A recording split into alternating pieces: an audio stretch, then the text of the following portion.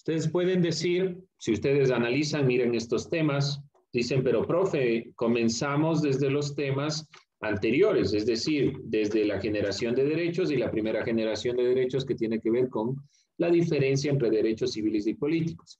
Yo les decía la clase o clases anteriores que es importante y que los dejamos justamente a estos temas, bueno, por cuestión de tiempo, porque era necesario ahondar en el concepto de ciudadanía y demás, pero no solo por eso, sino porque esto nos permite entender el tema, la democracia moderna. Recordemos un poco, los derechos son derechos de la ciudadanía, pero se los ejerce en democracia. Nosotros tenemos un Estado autoritario que no permite que los derechos civiles, por ejemplo, se plasmen. No podemos hablar de democracia, porque la democracia es el poder del pueblo. Y el pueblo, si no tiene derechos, ¿cómo puede opinar? Es importante esta última parte de los derechos que ustedes tengan en mente para hablar justamente de la democracia. ¿Sí? Vamos a iniciar con el proceso histórico de la democracia. ¿Desde cuándo creen ustedes que existe la democracia? ¿Quién se le ocurrió esta brillante idea de meternos en problemas con la democracia? ¿Qué será? ¿Desde cuándo existe? ¿En general o en el Ecuador? No, en general. Todavía no llegamos al Ecuador. Después vamos a ver este tema del Ecuador. Ahora en general. Dentro de nuestros temas nos vamos a centrar en este proceso histórico. Vamos viéndolo para el día de hoy de manera general. ¿Cuándo será? A ver, pensémosle. ¿Cuándo será? No me digan el 1900 tanto, no, son un siglo, un grupo humano que creen ustedes que generó este proceso. Ideas. ¿Desde cuándo creen que existe la democracia? ¿Desde cuándo hay Desde el democracia? siglo XIX. Desde el siglo XIX. ¿Qué pasó en el siglo XIX para que usted diga siglo XIX? No me lance fechas sin decirme por qué, pues, o sea, yo también puedo decir el siglo III antes de Cristo, pero no me dice por qué. ¿Por qué en el siglo XIX? ¿Qué será? ¿Qué pasó en el siglo XIX? Siglo XIX de 1800 a 1900. ¿Qué hubo ahí? Se acabaron las monarquías en Europa. Se acabaron las monarquías, ya, muy bien. Entonces, los procesos de las revoluciones que fueron a finales del siglo XVIII, siglo XIX, entonces, ya. ¿Alguien que diga un poco antes, un poco después? No es en la Revolución Francesa. Tal vez siglo XVIII. ¿Alguien más? ¿Cuándo inicia? ¿Desde cuándo hay democracia? Nosotros tenemos muy en mente la Revolución Francesa, ¿no es cierto? Creo que de ese tema lo hemos abordado tanto, hemos visto en los videos que sí, es un hecho histórico sumamente importante. Pero nos olvidamos que estudiamos filosofía. No pueden olvidarse de eso. ¿Y dónde inicia la filosofía? En Grecia. ¿Desde cuándo hay democracia? Desde la Grecia antigua. Y acuérdense de los romanos, no pueden olvidarse de los romanos. Los romanos tenían repúblicas democráticas. Vamos a ir puntualizando esto, ¿no? En el siglo VII antes de Cristo, en Grecia las malas cosechas y los abusos de poder contra los campesinos provocaron un gran descontento social, una gran protesta.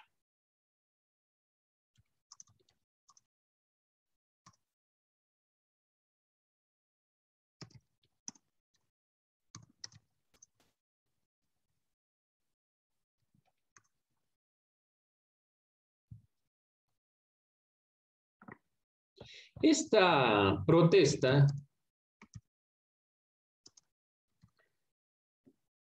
generó evidentemente conflictos.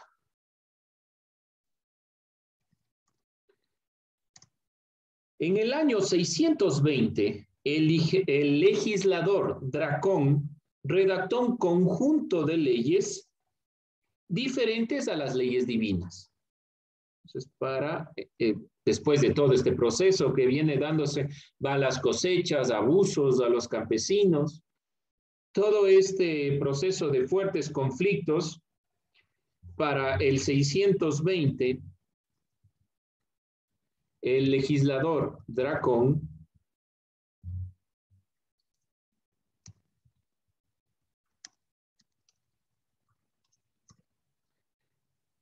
redactó este conjunto de leyes. ¿Cuál era el objetivo de las leyes? Principalmente centrarnos en normas que sean propias de los seres humanos. Entonces, leyes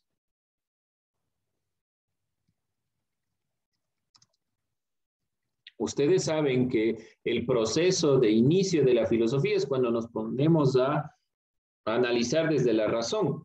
No sucede solo en el ámbito de la filosofía para los griegos, sino en todo el ámbito de la vida en general. Y una de estas preocupaciones es cómo guiar a una sociedad de manera mucho más eficiente, mucho más justa. Por lo tanto, había que dictar leyes diferentes.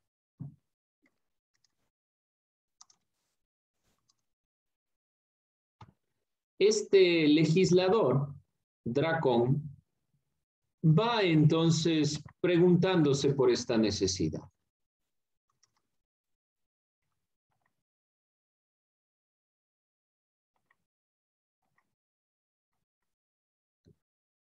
Y plantea este sinnúmero de leyes, ahí Dracón en la imagen, que provocaron el aumento del descontento popular. Ya vamos a ver cuál fue la razón. Y principalmente no se llegó a un acuerdo, entonces no había algunos elementos que podamos nosotros tomar en cuenta, sino que priorizó a un grupo, Dracón. Primera parte entonces de nuestro análisis. Hay un descontento, este descontento de una u otra forma genera un proceso de cambio y se van dando una serie de leyes, pero las leyes no logran eliminar el descontento. De fondo va produciéndose otro descontento. Llega Solón entre los años 593 y 594 y propone una forma de gobierno que no propugne una forma de gobierno que propugne el interés común, no el interés particular.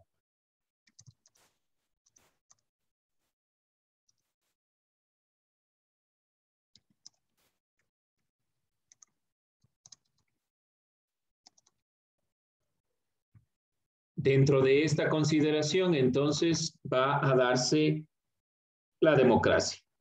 Siendo gobernante, derogó algunas de las leyes propuestas por Dracón y creó nuevas que reducían el poder de la nobleza. Uno de los elementos principales de Solón, reducir el poder de la nobleza.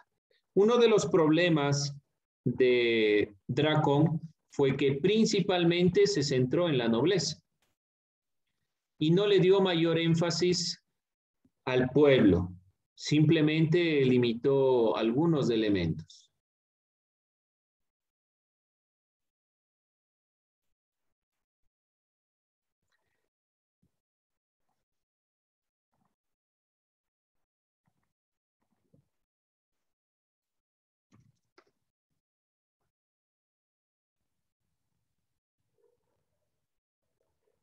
Bien, dentro de esta consideración, entonces, mira, el poder de la nobleza lo hizo cuando fue gobernante, creó nuevas leyes,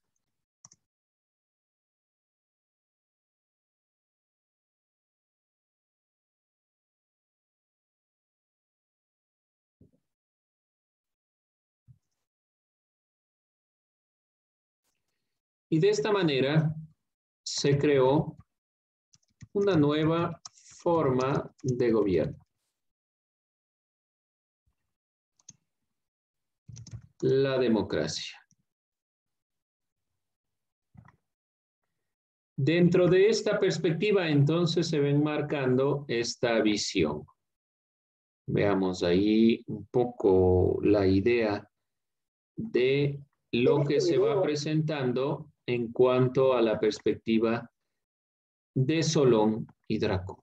Vamos a ir puntualizando entonces algunos elementos para tomar en cuenta las ideas principales que aquí vienen desarrollándose. Vamos a ver este video para tomar en cuenta los elementos de Solón sobre todo.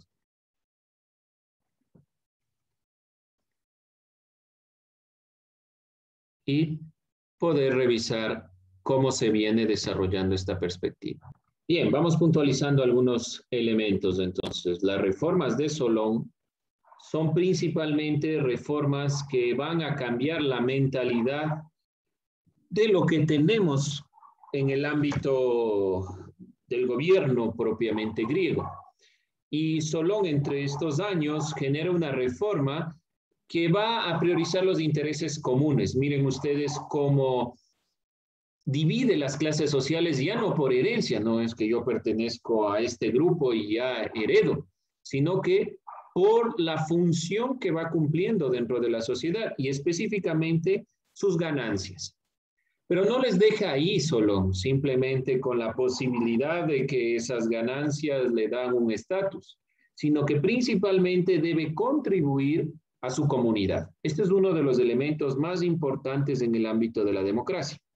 No es solo la participación, sino que es una participación en la que yo aporto, dependiendo de mis ingresos, a la demás sociedad. Eso le llamamos nosotros impuestos. Los impuestos son más altos cuando las personas tienen mayores ganancias. Y esa ha sido la base de la democracia hasta nuestra actualidad. Mírenlo, el avance que propone Solón en cuanto a inversión y esa inversión que, por ejemplo, los que más tienen pueden ayudar a los que menos tienen, ha sido una consideración de impuestos que lo tenemos hasta la actualidad. En Grecia se crearon, por lo tanto, las bases de una forma de gobierno que es la democracia con interés común. Y de ahí el origen de la palabra democracia como poder del pueblo.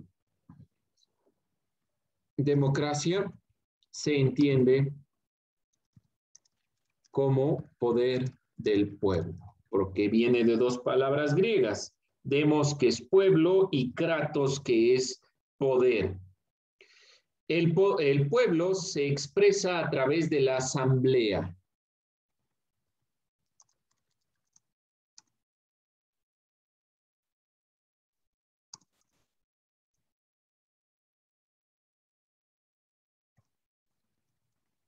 Y nosotros hemos regresado también a este término, asamblea. Si ustedes un poco se dan cuenta de estos términos, a posterior a lo que llamábamos antes diputados y todos estos elementos, ahora se llama asamblea nuevamente, como en las consideraciones originarias. La asamblea o eclesía, institución integrada únicamente por los ciudadanos libres,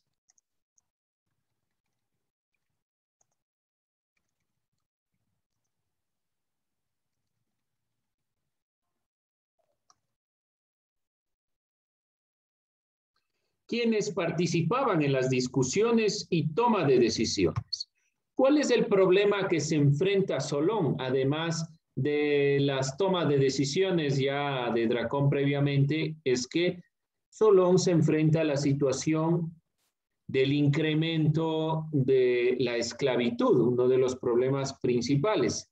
Y algunos, por cuestiones de deudas, pasaban a la esclavitud. Solón elimina esta posibilidad. Obviamente estaban excluidas las mujeres, además de extranjeros y personas esclavizadas. Ya sabemos de esto, es el concepto propiamente de ciudadanía en la antigua Grecia. La asamblea estaba únicamente integrada por estos ciudadanos libres tomaban decisiones y participaban de las discusiones.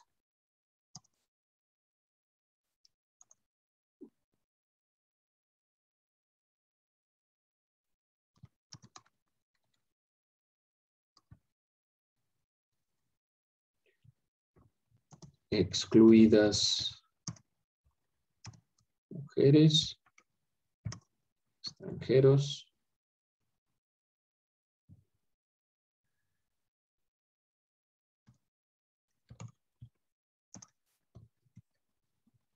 Bien, dentro de esta perspectiva se va enmarcando la democracia. La democracia nace en Grecia, ese es el proceso histórico. Desde Dracón, que plantea un cambio en las leyes, tratando de plantearse leyes divinas, pero que no se centró directamente en el pueblo. Y Solón, que ya cambió la mentalidad, sobre todo cambiando las clases sociales.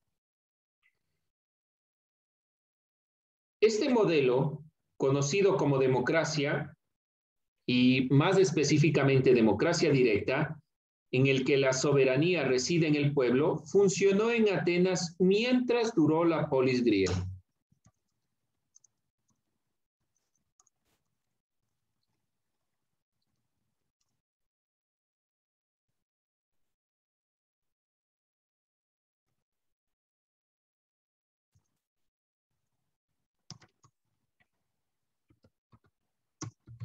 ¿Por qué es democracia directa? Porque de forma directa, como dice su nombre, las personas, obviamente las personas libres, ya, es decir, bueno, las mujeres no participaban, sí, pero de manera directa se tomaba decisiones, no había representantes. Yo era mi propio representante y podía opinar en la toma de decisiones. No tenía que esperar a que tal vez el asambleísta escuche al pueblo, el presidente. No, yo podía directamente dar mi punto de vista. A eso llamamos democracia directa. No se olviden este término, por favor. Democracia directa. Democracia directa significa que de manera directa la persona podía opinar en las discusiones, dar su punto de vista, sin intermediarios. Ya para la perspectiva propiamente en el 384, el filósofo Aristóteles afirmó que los regímenes políticos puros eran aquellos que buscaban el bien común. Y aquellos que buscan el bien común, uno de ellos es la democracia. Entonces, para Aristóteles, afirmó